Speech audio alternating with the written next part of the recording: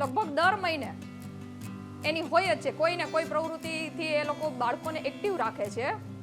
ખાસ કરીને spoken English માટે છે, વિજ્ઞાનના પ્રદર્શનો, એના ચાર્ટ ને એવું ગોઠવે છે, એની બુક્સનું પ્રદર્શન હોય છે. અને પર્યાવરણને લગતું પણ એ ઘણું બધું રોપા ઉછેર, એનો કઈ રીતે ઉછેર કરવો, કયા કયા રોપા છે આપણને કઈ રીતે ઉપયોગી થાય છે એના વિશે જાણકારી આપે છે. આરોગ્યનું કહીએ તો આરોગ્યમાં પણ કયા પ્રોટીન્સ, વિટામિન્સ, મિનરલ્સ એની જરૂર બાળકોને વધારે હોય છે, કઈ ઉંમરે કેની જરૂર પડે છે, કેમાંથી કયું વિટામિન મળે છે, કયું પ્રોટીન મળે છે, એના વિશે ખાસ સમજ આપે છે કે જેથી કરી બાળકો છે એ શાકભાજી, ફળ એ ખાવા માટે પ્રેરિત થાય અને બહારનો ખોરાક ઓછો ખાય.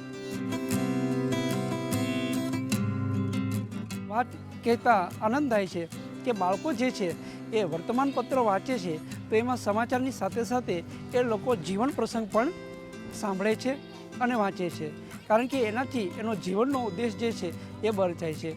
હું પોતે પણ આ સમાજ, આ વિસ્તાર અંધશ્રદ્ધા અને વહેમમાં સપડાયો હોય અને ઘણી બધી મુશ્કેલીઓ હોય છે ત્યારે મારા વક્તવ્યમાં, મારા પ્રવચનમાં હું પોતે જ એ વિભાગને વણી લઈ અને સામાજિક જનજાગૃતિ લાવવા માટેનો પ્રયત્ન કરું છું. આજે જ્યારે વિદ્યાર્થીઓ નશા તરફ વળ્યો છે, જુદા જુદા પ્રકારની વ્યસનો આજે નાની ઉંમરના બાળકોથી લઈને મોટી ઉંમરના માતા પિતા સુધી છે એ વ્યસન કરે છે, ત્યારે sister Nivedita school on wheels દ્વારા અપાતું વ્યસન મુક્તિ અભિયાન દ્વારા તેનાથી થતા ગેરફાયદાઓ, કેન્સર અને આવનારી પેઢીને થતી આરોગ્યલક્ષી તકલીફોથી એ માહિતગાર થાય છે.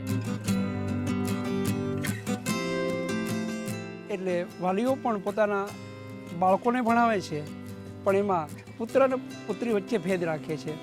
એટલે પુત્રને ન ભણાવતા પુત્રને જ ભણાવે છે. પણ sister Nivedita school on wheels અને એની ટીમે જે કન્યાઓને આર્થિક સહાય આપી અને ભણવા માટે પ્રોત્સાહિત કરી એ ખરેખર પ્રશંસાને પાત્ર છે. જેને આ વિચાર આવ્યો અને જેને અમલમાં મૂક્યો એ તમામ લોકોને ધન્યવાદને પાત્ર છે. શિક્ષકોને અપાતી જે શિક્ષણ સજ્જતા તાલીમ પણ આજે ખૂબ જ મહત્ત્વની સાબિત થઈ છે, જેની મદદથી શિક્ષક આજે પોતાના વિષયની સાથે સાથે પણ આજે બદલાતા સમયની અંદર આધુનિક જ્ઞાનથી માહિતગાર થયો છે, જેની સીધી અસર એ વિદ્યાર્થીને એના એજ્યુકેશનની અંદર પડે છે. કહેવું છે કે જેમ નદી પાણી સતત વહેતું રહેવું જોઈએ એમ આ એની પ્રવૃત્તિ જે છે એ સતત ચાલતી રહેવી જોઈએ.